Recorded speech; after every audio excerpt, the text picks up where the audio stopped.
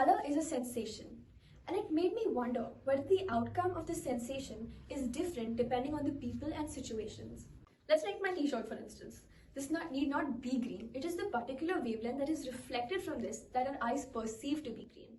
The color of an object might not be what we see it as, which might mean that we have no idea about what the real color of an object is because we are limited to only what our eyes can comprehend. The light that we see is only a tiny chunk of the entire electromagnetic spectrum. Naturally, there's color that we do not perceive. So, how do we see what we see? The light from this flower is focused onto the retina, which is also part of our brain.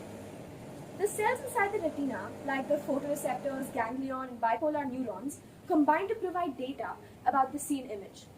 So, this data is transferred to the brain via the optic nerve using electrical impulses.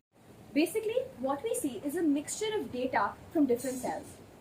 In the retina, there are two different types of photoreceptors, which are cells that respond to light, rods and the cones. The rods are active in the dark and can't identify colors. They only observe things based on the gray scale. While cones are active in light, they detect color and are mainly located in the fovea. The rest of the retina is rods, and as there are no rods in the fovea, when we look at something straight in the dark, our vision is not quite as precise as when we look at it from one side. For example, when we look at a star at night, it appears to us as white, but photos tell us that they are full of color. We see it as white because our rods are the ones active at night and they can't see color.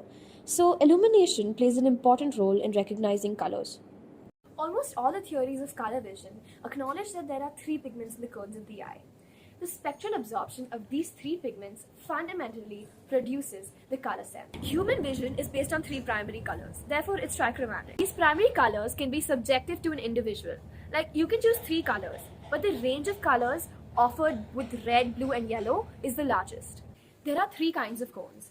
Those which are sensitive for the longest wavelengths are called L cones, and those with maximum sensitivity in the middle range are called M cones, and those that absorb the shortest wavelengths are called S cones. So each of these pigments receives the light and has a different absorption spectra. So that one pigment absorbs strongly, say in red, and the other in yellow, and the other in blue. So if I see an object, my eye will sense some amount of yellow, red, and blue.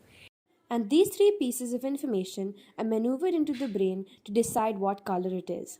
It is known that marsupials have tetrachromatic vision. That is, they have 4 different pigments, while most mammals are dichromats, having only 2. We can only ever guess how they see.